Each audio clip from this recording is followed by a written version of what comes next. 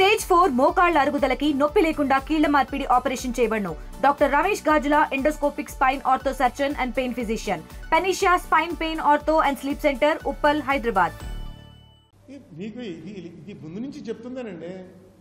జరపకరా చెడేవారు వాళ్ళేం జరపలే. ఇది అలా 60-70 ఏళ్ళ నుంచి నడుచుకుంటూ వచ్చింది. ఇది అల్టిమేట్గా ఎప్పుడైతే నీకు ఇమోషన్స్లో ఉన్నప్పుడు కనుక మన ప్రాపర్టీ డివిజన్ జరిగిందో అప్పుడు ఇరుపక్షాలు నష్టపోతారు. మన ఫ్యామిలీస్లోనే ఒకసారి చూసుకోండి. ఇక్కడ ఎవరన్నా బిజినెస్ ఫ్యామిలీస్ ఉంటే తెలుస్తాయి. చిన్న ఫ్యామిలీస్లో కూడా ఒక్క ఇల్లు ఉంది, 2 పిల్లలు ఉన్నారు, ఇద్దరికి ఇమోషన్లో వచ్చి దెబ్బలాడుకుని విడిపోయారా, ఇద్దరు నాశనం అయిపోతారు. నా కళ్ళారా చూశాను నేను ఎన్నో కుటుంబాలు.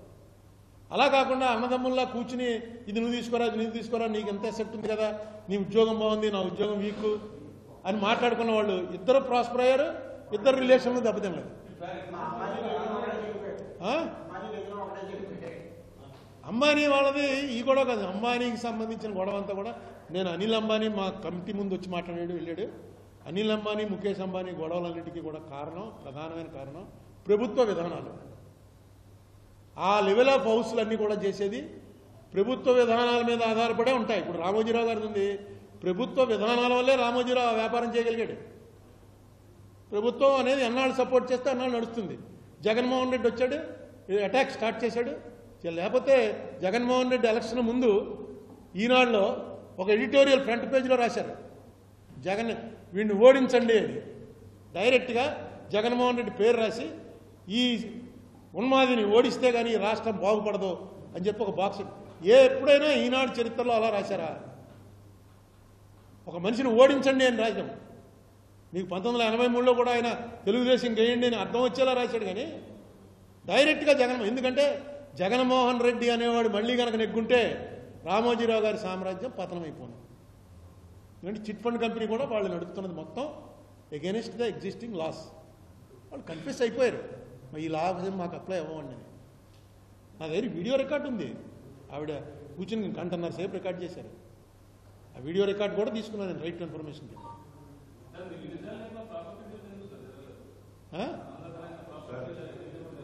ప్రాపర్టీ డివిజన్ జరగదు చెప్తున్నాడు కదా. అడిగేవాడు ఎవడండి? మన ఆస్తులన్నీ అక్కడ ఉంటేను. మనం అక్కడి నుంచి ఇక్కడికి రాలేదు. ఇప్పటికి ముఖ్యమంత్రి గారు రాలేదు, నువ్వు రాలేదు. అప్పటికి చెప్పాను ముందే, ముఖ్యమంత్రి గారి ఆస్తులు అక్కడే ఉన్నాయి, హెడ్ ఆఫీసులు అక్కడే ఉన్నాయి, ప్రతిపక్ష నాయకుడు హెడ్ ఆఫీసులు అక్కడే ఉన్నాయి. ప్రతిపక్ష నాయకుడు ఏమన్నా అసెంబ్లీకి వెళ్ళకపోవడం ఏంటి? అసలు ఎక్కడైనా విన్నావా మనం? అసెంబ్లీకి వెళ్ళకపోవడం ఏంటండి బాబు? అరే ఇలా అసెంబ్లీకి వెళ్ళకపోతే ఎందుకు గెలిచినట్టు? ఎందుకు అసలు రాజ్యాంగం మొత్తం దీని నాకు అసలు అర్థం అవ్వట్లేదు. ఏదో మధ్యలో అలిగి మానేయడం, వాకౌట్ చేయడం ఇలాంటివి విన్నాం. కానీ నాకు ప్రతిపక్ష హోదా ఇస్తే ఏంటి? ప్రతిపక్ష హోదా ఇస్తే ఏంటిట? ఏం జరుగుతుంది? చంద్రబాబు నాయుడు ప్రతిపక్ష హోదాలోనే ఉన్నాడు. అక్కడ ఏం చేశాడు? ప్రతిపక్ష హోదా ఉండడం వల్ల ఏమన్నా జరిగిందా? హోదా నీ బాధ్యత నువ్వు నెరవేర్చాలి అంతే. హోదా అంటే ఒక పిఏ ఇస్తారా, ఒక కారు ఇస్తారేమో, ఆఫీస్ ఇస్తారేమో. క్యాబినెట్ హోదా అంటే ఎక్కడికైనా వెళ్ళి కలెక్టర్ని పిలవచ్చు. మినిస్టర్లు పిలిస్తేనే కలెక్టర్లు రారు. అపోజిషన్ లీడర్ పిలిస్తే వస్తారా?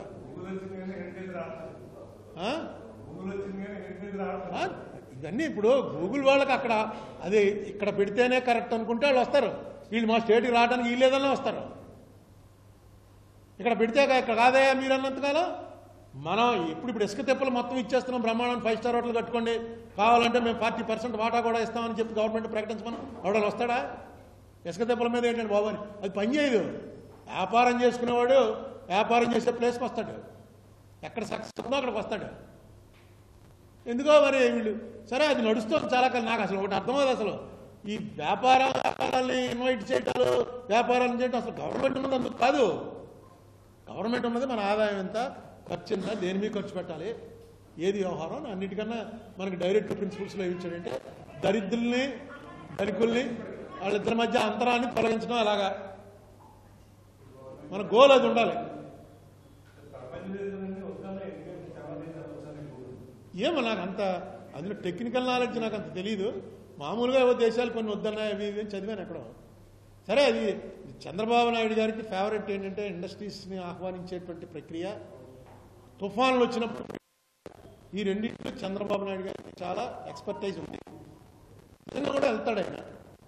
వెళ్ళడం కూడా మంది మాదిరిలో వ్యవహారం, కెమెరాలు వ్యవహారం. ఇప్పుడు ఆయన చూడు కేదార్ మామూలుగా -5 degrees చల్లు గజ గజ గజ గజ వణికిపోతుంటే మానవ మాత్రుడు ప్రవేశించడానికి భయపడి చచ్చే చోట ఒక్కడు వెళ్ళి మోడీ అలా నమస్కారం పెట్టి పావు గంట సేపు ఉన్నాడు అని మొత్తం అన్నింటిలో వీడియోలు వచ్చాయి. వీడియో ఎవడు తీశాడు, ఫోటోలు ఎవడు తీశాడు? ఎలా అంటే ఎందుకంటే మనం నమ్మాలనిపించినప్పుడు నమ్మేస్తాం. ఒక్కడు అలా నిలబడున్నాడు ఇంతసేపు. కేదార్నాథ్ చరిత్రలోనే అలా జరగలేదు.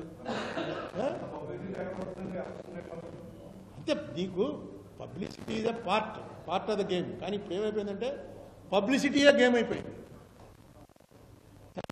ఈయన జగన్మోహన్ రెడ్డి అన్నవాడు అసెంబ్లీకి వెళ్ళాలి ఏంటండి బాబు, అసెంబ్లీకి వెంటనే వెళ్ళాలి. నేను జగన్మోహన్ రెడ్డి గారికి కూడా నమస్కారం. ముందు మీ 11 మంది నెక్స్ట్ సెషన్లో వెళ్ళి కూర్చోండి, వాళ్ళు తిడతారు, తినండి. అదే ఓట్లు. చంద్రబాబు నాయుడుకి ఎందుకు వచ్చాయి నోట్లు? పవన్ కళ్యాణ్ అసలు చంద్రబాబు నాయుడు ఎందుకు కలిశాడు? తిట్టలేండి, ఏమైంది? అదే హోదా లేదు, ఇలా దాని వాల్యూ లేదు. అయితే ముందు మనకు తెలుసా ప్రతిపక్ష హోదా అని ఒకటి ఉండేదని. ఎవడు పట్టించుకుంటాడు ప్రతిపక్ష హోదా? హోదా ఇస్తే కానీ నాకు టైం ఇవ్వరండి. టైం ఇవ్వకపోతే జనం చూస్తారు, ఓహో జగన్మోహన్ రెడ్డి వచ్చి వెళ్ళేటప్పటికి టైం ఇవ్వట్లేదురా, ఇతను నోరు ఎత్తాడంటే వాళ్ళు భయపడి వస్తున్నారు అనుకుంటారు జనం. అసలు నువ్వు లోపలికి వెళ్ళడానికే వెళ్ళాలంటే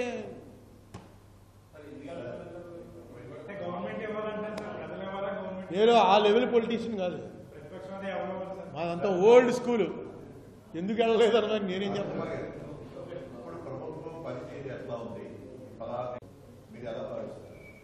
ఏం లేదండి, చంద్రబాబు నాయుడు గారి ప్రభుత్వం మీద కామెంట్ చేయవలసిన అవసరం లేదు. ఎందుకంటే ఈయన కొత్త కాదు, ఈయన చాలా కాలం సీఎంగా చేశాడు. ఈయన మన అందరికీ బాగా తెలుసు. అదే పద్ధతిలో పోతాం తప్ప ఏమీ తేడా ఏం లేదు, అదే పద్ధతిలో పోతుంది. ఈయనకున్న ఇప్పుడు పెద్ద అసెట్ ఏంటంటే పవన్ కళ్యాణ్ అన్న మనిషికి ఎప్పుడైతే జ్ఞానోదయం అవుతుందో అప్పుడు రాష్ట్రానికి మంచి జరుగుతుంది, అవుతుందని నేను ఆశిస్తున్నాను ఖచ్చితంగా. అంటే జ్ఞానోదయం అంటే బయటకు వచ్చేసి చంద్రబాబుని పడగొట్టేసి ఇదే వెన్నుపోటు వ్యవహారం చెప్పట్లేదు. ఒక మాట అన్నాడు పవన్ కళ్యాణ్, మర్చిపోకండి, మీరు అందరూ మర్చిపోయారు, నేను మాత్రం గుర్తుపెట్టుకునే ఉన్నాను. అది ఆ మాట ఎవరి నోట్లోంచి రాదు. ఇద్దరు కలిసి ఎలక్షన్కి వెళ్ళారు, గుర్తొచ్చిందా? ఇద్దరు కలిసి ఎలక్షన్ నెగ్గారు. జగన్మోహన్ రెడ్డి అన్నవాడు అంత అయిపోయాడు, 11 సీట్లు అయిపోయాయి. ఇద్దరు నెగ్గారు. నెగ్గి ఈయన ఉప ముఖ్యమంత్రి ఇచ్చారు. ఉప ముఖ్యమంత్రితో వెళ్తూ 2 మంత్రులు ఇచ్చారు. అన్నీ కలిసి కరెక్ట్గా నడుస్తున్న టైంలో పవన్ కళ్యాణ్ ఒక మాట అన్నాడు. నాకు అందుకే పవన్ కళ్యాణ్ అంటే ఇష్టం. మాట ఏమన్నాడంటే, అవసరమైతే ప్రతిపక్ష పాత్ర పోషించడానికి కూడా మేము సిద్ధంగా ఉంటాం. ఏమండి, అది ఇప్పుడు దాకా పోషించకపోతే అసలు ఆ మాట అనవలసిన అవసరం ఏంటండి? అలాగే అది చేస్తాడు, ఇప్పుడు చేస్తాడేమో ఎవడో తెలుసు. ఎందుకు కంగారు పడి అంటే 2వ రోజున వచ్చేస్తాడేంటి ఎవడికి తెలుసు? అతను ఆ మాట ఎందుకు, ఆ మాట ఎవడో అనిపించలేదు. ఆ మాట అనేటువంటి వ్యవహారం ఉందంటే చెక్లో ఉండండి, మీరేదో వచ్చేసాం గవర్నమెంట్, నాకు ఉప ముఖ్యమంత్రి ఇచ్చేసారు కాబట్టి అన్నీ సెట్ అయిపోయాయి అని అనుకుంటే మాత్రం కరెక్ట్ కాదు. ఇందులో నాకు అర్థమైన మీనింగ్ కరెక్ట్ కాదు. నేను అవసరమైతే ప్రతిపక్షం ఏముంది, రేపు మంత్రులు 3 రాజీనామా చేసి వచ్చి ప్రతిపక్షంలో మేము కూర్చుంటున్నాం, అతను అలాగా రావట్లేదు, మేమే కూర్చుంటాం అన్నాడు అనుకో, ఏంటి జగన్మోహన్ రెడ్డి పరిస్థితి? అంటే చేస్తాడని కాదు. అవునండి, చంద్రబాబు ఉండాలన్నారే, ప్రతిపక్షం లేకుండా అసెంబ్లీ ఏంటండి బాబు? మీకు అంబేద్కర్ అన్న మనిషి ఎందుకంత గ్రేట్ మ్యాన్ అయ్యాడంటే ఇలాంటివన్నీ ఎప్పుడో రాశాడు. No party should have unlimited power and it is bad for the people to remain idle and indifferent if that stage of affairs came into being. Page 390 volume 3 Ambedkar speaks లో ఏ ప్రభుత్వానికైనా సరే unlimited power కనుక వచ్చినట్టయితే జనం నోరు మూసి కూరుకుంటే జనాలు ఎవరు క్షమించరు అన్నాడు. జనం నోరు మూసి కూరుకోకూడదు. It is bad for the people to remain idle and indifferent అంటే పట్టించుకోకుండా నిర్లిప్తంగా ఉండడం. Indifferent if that state of affairs come into being. ఇదే పరిస్థితి ఉంది ఇప్పుడు. ఇక్కడ మాట్లాడే అపోజిషన్ అసెంబ్లీలో మాట్లాడాలి కానీ మీడియాలో వచ్చి మాట్లాడటం సరే, మనం సొంత మీడియా పెట్టేసుకుని మనం మాట్లాడుకుంటే ఏముంటుంది ప్రయోజనం? అసెంబ్లీలో మాట్లాడినకపోతే అప్పుడు బయటకు వచ్చి మాట్లాడాలి. అసెంబ్లీ అనేది ఒక రికార్డు. ఏమో ఇది ఎవరన్నా వెళ్ళి జగన్మోహన్ రెడ్డికి చెప్పి జగన్మోహన్ రెడ్డి కనుక రేపు అసెంబ్లీలో అటెండ్ అవుతానని చెప్పి ప్రకటించాడు అనుకోండి, మనం పెట్టిన ప్రెస్ మీట్కి పర్పస్ సర్వ్ అయినట్టు అవుతుంది. నిజంగానే, లేకపోతే ఏం లేదు అసలు. ఆయన చాలా మైనస్ అవుతున్నాడు.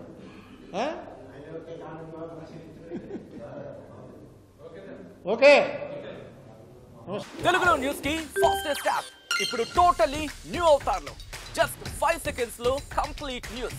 సోషల్ మీడియాలో ట్రెండ్స్ కి one stop solution. Live TV app voice search option తో ఇప్పుడే డౌన్లోడ్ చేయండి లేదా అప్డేట్ అయిపోండి. యాప్ లింక్ డిస్క్రిప్షన్ లో ఉంది.